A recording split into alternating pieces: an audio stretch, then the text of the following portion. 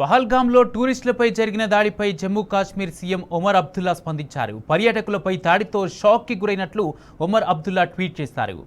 మృగాలుగా మారి దాడికి పాల్పడడం అమానుషమన్నారు. మృతుల కుటుంబాలకు సీఎం ఒమర్ అబ్దుల్లా సానుభూతి తెలిపారు.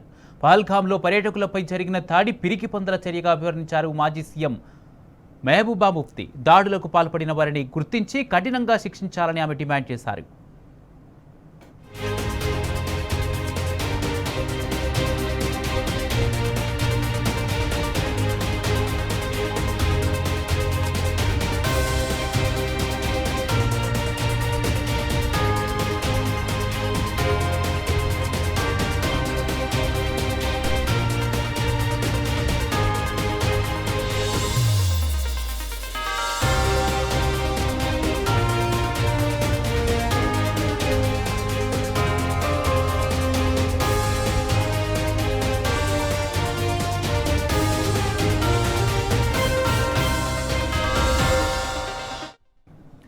పహల్గాంలో టూరిస్టులపై జరిగిన దాడిపై జమ్మూ కాశ్మీర్ సీఎం ఒమర్ అబ్దుల్లా స్పందించారు. పర్యాటకులపై దాడితో షాక్కి గురైనట్లు ఒమర్ అబ్దుల్లా ట్వీట్ చేశారు. మృగాలుగా మారి దాడికి పాల్పడడం అమానుషమన్నారు. మృతుల కుటుంబాలకు సీఎం ఒమర్ అబ్దుల్లా సానుభూతి తెలిపారు. పహల్గాంలో పర్యాటకులపై జరిగిన దాడి పిరికి పందల చర్యగా వివరించారు మాజీ సీఎం మెహబూబా ముఫ్తీ. దాడులకు పాల్పడిన వారిని గుర్తించి కఠినంగా శిక్షించాలని ఆమె డిమాండ్ చేశారు.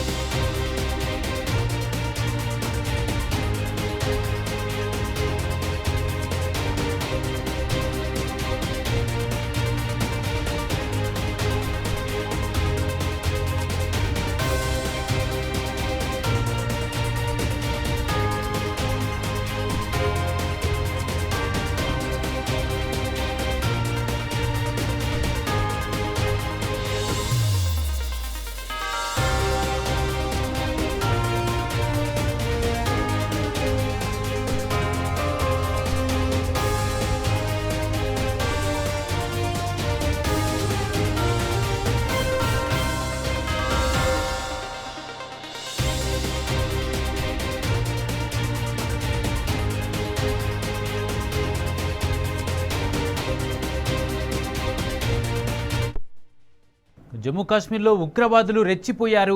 పహల్గాంలోని బైసరన్ లోయలో కాల్పులకు తెగబట్టారు. ఈ కాల్పుల్లో 3 పర్యాటకులు మృతి చెందారు, 10 మంది గాయపడ్డారు. సమాచారం అందుకున్న భద్రతా బలగాలు, వైద్య బృందాలు హుటాహుటిన ఘటనా స్థలానికి చేరుకున్నాయి. క్షతగాత్రులను చికిత్స నిమిత్తం ఆసుపత్రికి తరలించారు. ఇదే అంశానికి సంబంధించి పూర్తి అప్డేట్స్ మా ప్రతినిధి లివిల్ అందిస్తారు.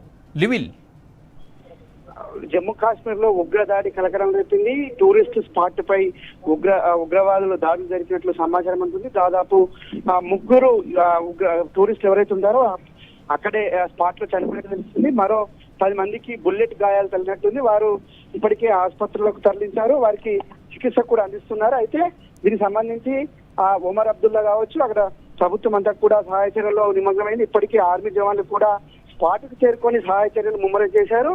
అంతేకాకుండా ఏదైతే ఈ ఉగ్రదాడికి సంబంధించి మెహబూబా ముఫ్తీ మాట్లాడుతూ ఇది పిరికి పందల చర్య అని చెప్పేసి కూడా అభివర్ణించారు. ఇలాంటి చర్యలో పాల్పడిన వారిపై తీవ్ర చర్యలు తీసుకోవాలి, కఠినంగా వివరించాలని చెప్పేసి కూడా మెహబూబా ముఫ్తీ గారితో పాటు ఒమర్ అబ్దుల్లా కూడా ప్రకటించారు. ఏదేమైనప్పటికీ జమ్మూ కాశ్మీర్ లో ఈ పర్యాటకులపైన దాడిని, తీవ్రవాద దాడిని చాలా సీరియస్ గానే తీసుకోవాల్సిన అవసరం ఉందని చెప్పేసి కూడా కేంద్ర ప్రభుత్వం, కేంద్ర హోంమంత్రిత్వ శాఖ కూడా ప్రత్యేకంగా పర్యవేక్షిస్తుంది. ఆర్మీ జవాన్లు సైతం ఇప్పటికే అక్కడికి చేరుకొని సహాయ చర్యల్లో నిమగ్నమయ్యారు. ఎవరైతే క్షతగాత్రులు ఉంటారో వారికి మెరుగైన వైద్యం అందించాలి, వారిని ప్రాణాలు కాపాడాల్సిందిగా ఇప్పటికే కేంద్ర హోంమంత్రిత్వ శాఖ ఆదేశాలు జారీ చేసింది.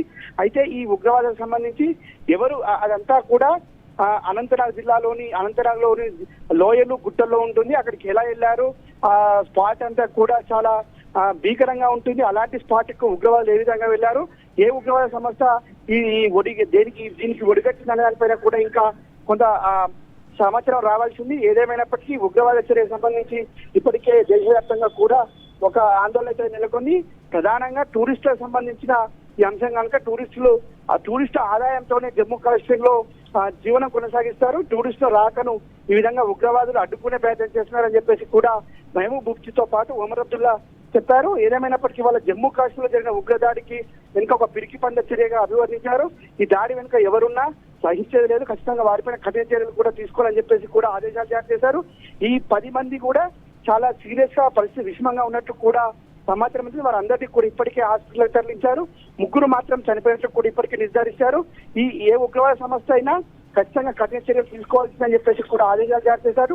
జమ్మూ కాశ్మీర్ పోలీసులతో పాటు కేంద్ర బలగాలు సహాయ చర్యల్లో నిమగ్నమయ్యి అక్కడ సహాయ చర్యలు అందిస్తున్నాయి. ఇంకా ఆపరేషన్ కూడా కొనసాగిస్తున్నాయి. ఉగ్రవాదుల వేటలో మాత్రం ఇటు ఆర్మీ జవాన్లతో పాటు జమ్మూ కాశ్మీర్ పోలీసులు కూడా వేటలో ఉన్నారు. ఎంతటి వారైనా విడిచిపెట్టలేదని చెప్పేసి కూడా ఇప్పటికే హెచ్చరికలు జారీ చేశారు. Kumar, right, thank you లిబిల్.